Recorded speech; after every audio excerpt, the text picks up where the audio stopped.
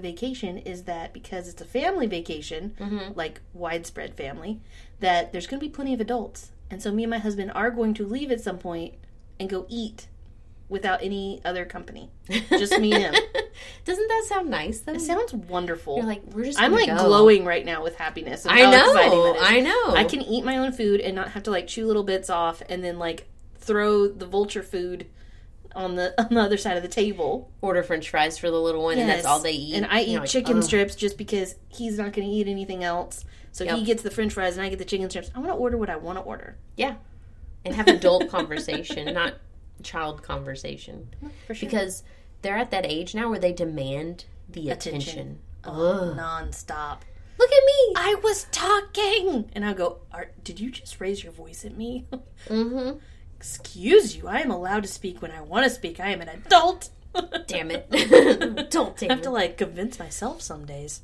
So the younger one, he's always like, hey, let me show you. And I'm like, I don't need you to show me. Just tell me what it is that you want me to, like, what is it? He goes, no, I show you.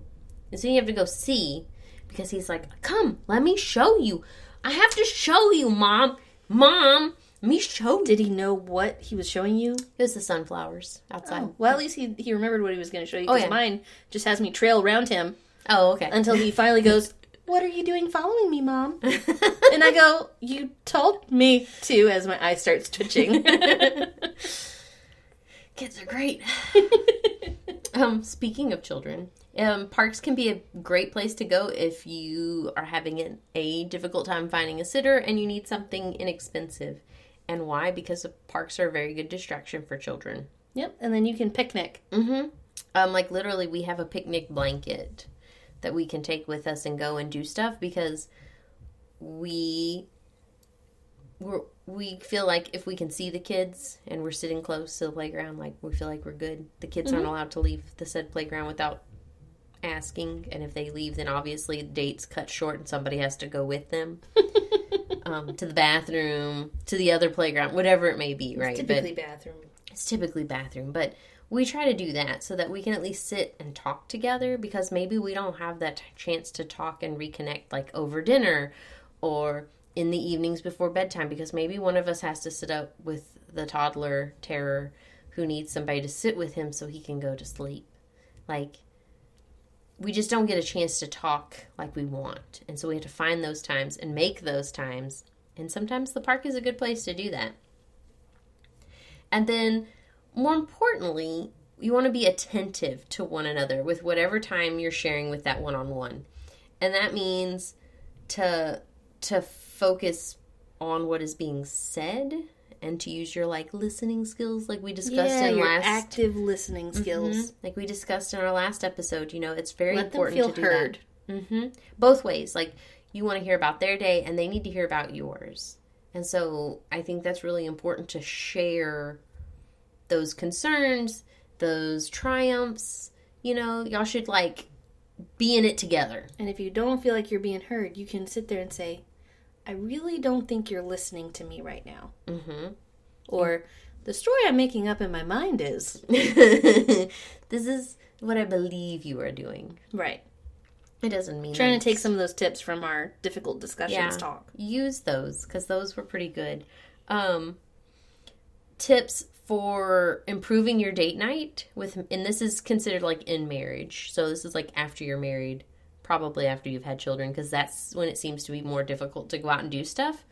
But it's called 8080, like 8080marriage.com. And it's 5 tips for improving date night. And they say to plan it, put it on the calendar, and actively plan an activity. It's a lot of P's and A's in that sentence. But that means, like, you schedule it in advance. It's not a surprise. It's not like, let's wing it. I feel like that's a terrible date. Well, I think it depends on the people. Maybe. Because, like, we're planners. And so if someone tries to make a plan or be spontaneous... I'm going to hate it. They're just going to stress out because they know their anxiety goes up for not knowing what's next. Yeah, because what if you show up somewhere and you can't get in? Like, I don't have the right clothes. Oh, right. Now it's a swimming trip and I didn't bring a swimsuit? Yeah, like, I'm not one of those people. But to reduce stress, plan it. Then it says to create anticipation. So you've planned the event, you know where you're going to go, you know what you're going to go do, and they're like, talk about it, get excited, send racy texts, or get a new outfit. I feel like getting a new outfit totally levels up any date. Absolutely. Like, I get super and excited. The excitement. Yeah, like super excited. I got a new outfit that's going to go with this new event, and I'm super excited. So totally on my alley of things I like to do. My kiddo would say, that's a great deal. That's a great deal. That's his new thing. It's a great deal. I love that. Mine is, that's disgust. Doesn't even finish the word. No, just disgust. He means disgusting, but it's just disgust. Number 3 says to get grounded and to take the time to transition from your everyday activities to spending the time on your partner. Take a walk, work out, or some other activity that allows for the headspace to create the time for your partner. And I don't think that they mean that for you to do those things necessarily together. Right. I interpreted this as this is for you to get yourself ready to be with your partner. And support each other with it. Because so many people are doing things like workouts and things on their own, but if you pack their bag before they go to the gym, it shows a lot of care. It does. That's so sweet. I totally don't do that.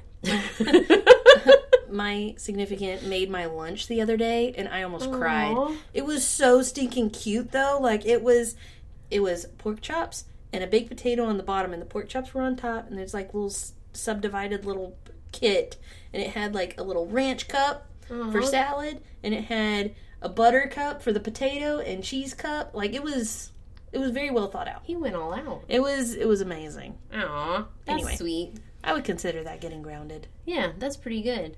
And to do something new, that they say that novelty builds excitement and can release dopamine, which dopamine is that feel-good drug chemical you can release in your brain, and that's what you want. I think it's called hormone. Oh, yeah. It's a chemical. I don't know. Chemical.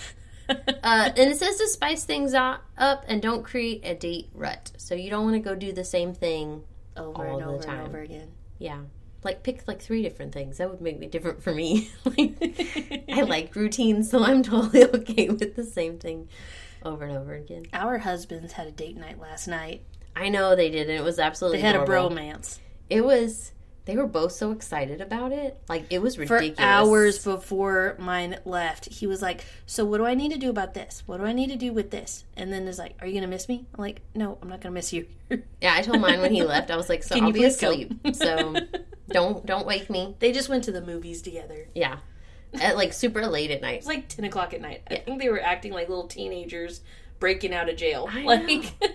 Oh my gosh, it was cute. Annoying, but cute. And then the last thing they talked about is to ask some good questions, because they said find questions that delve deeper into your partner and yourself. And I think it's the vulnerability of opening up to somebody else is what they're going at for, because it does help build that bond, right? You open yourself up to this other person and you're building this connection, and I think the vulnerability is what makes you closer as a couple. So I kind of like it. Me too. I like it a lot. Marriedforapurpose.com. Oops, sorry, I bumped my table. They have an article called The 5 Do's and Don'ts of Date Night. And so I'm not going to spoil the whole article for you, but they laid out 10 rules for a date night. So number 1, you turn off the cell phones.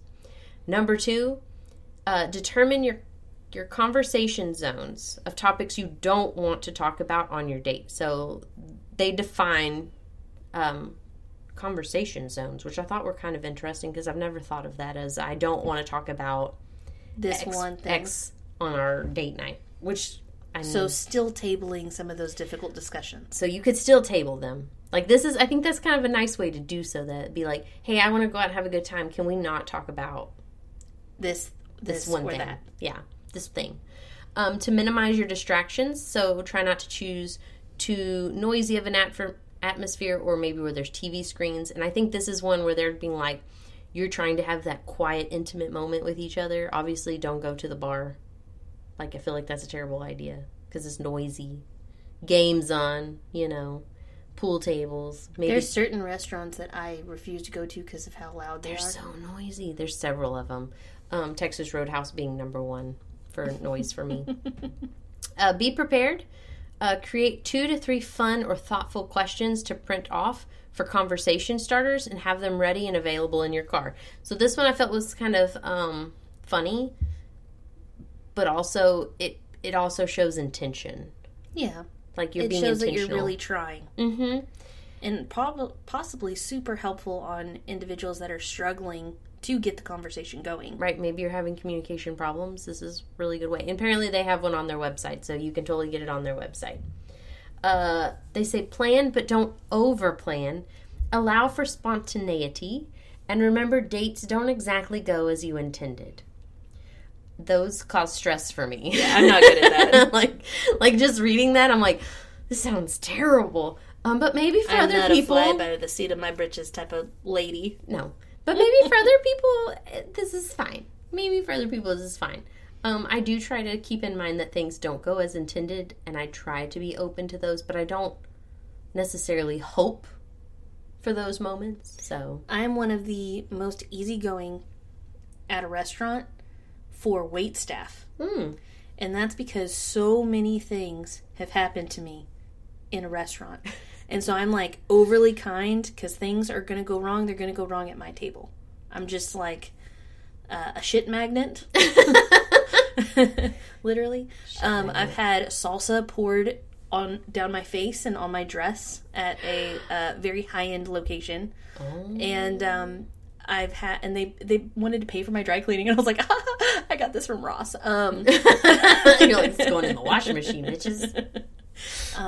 Anyway, but there's just been so many things that have happened. Like a table was being carried through a restaurant, and the top of it just like came down off the bottom part, like it was like in half. Oh my God. And it hit the table, and then just all the food came off of the second table and just went all over. I thought you were fixing to say a table landed on top of you, and I was fixing like, oh my God. Less traumatic things have also happened to me of like me eating. I had my arms around my food, around my meal, and I looked down the table to talk to someone, and the waiter comes up, takes my plate of food out from under my arms. And I look after them as they walk off back to the kitchen, and I went, I guess I'm done eating now. Right? I'm a shit show magnet. Like, that's just how I am. But I am one of the kindest people for shit to go wrong about. And I said, it's okay. It's fine. But inside. Or, like, one time I got served a plate of broccoli instead of, like, an actual meal. And I said, but I promise I did not order a plate of broccoli. Like steamed broccoli. Like, it'd be one thing if I ordered like a salad. No, they thought that this was normal to put down a giant plate of steamed broccoli in front of me. That was out of Cheddar's. Really? By the way, I'm just Cheddar's. like, that was funny. My anyway, gosh. I'm really good at finding things go wrong. I don't care to eat out very much, and when I do, I am very nice about it. So, Rosie has number 5 down to an art. So things don't go well a lot for me. Well, this fits for number 6. Number 6 says to be fun, friendly, and ready for an adventure. So, see, you're just always prepared. Maybe. That's all it is. Just always prepared. We're going to go with that. Always prepared. Constant vigilance. Okay. I went Professor Moody. You didn't Yeah. Okay. It's fine. I'll be a nerd on my own. That's fine. Number 7 says to be confident, considerate, and look for common ground. And I think this has to do with the conversations that you're having, not necessarily, maybe the date that you're actually on. Maybe you're not 100% down with what they're wanting to do, but... And sometimes you just need a reset button, right? Yeah. Like, if you're going down a rabbit hole that is increasing y'all's mood towards anger, then you need a reset button and say, okay, let's pull it back, and let's go, you know what? Let's table this and move on. Yep. Go back to an episode. Table it. Speak life, speak hope, and speak gratitude. And I think that has to do with authenticity and being vulnerable in that moment. Yes. With your partner. And showing interest in what we're going to do 10 years from now. Yeah, like, you should be making those plans together. Like, I think that's the whole point. Is that you're supposed to be making plans with your partner, and these plans should include each other. Something that you're considering that it's going to happen, but just like the hopes. Speak hope. Just something that I would like to see happen to us. Yeah. Yep, we have a 5 to 10 year like plan of things that we want to do, and it's really kind of fun for us to sit and like anticipate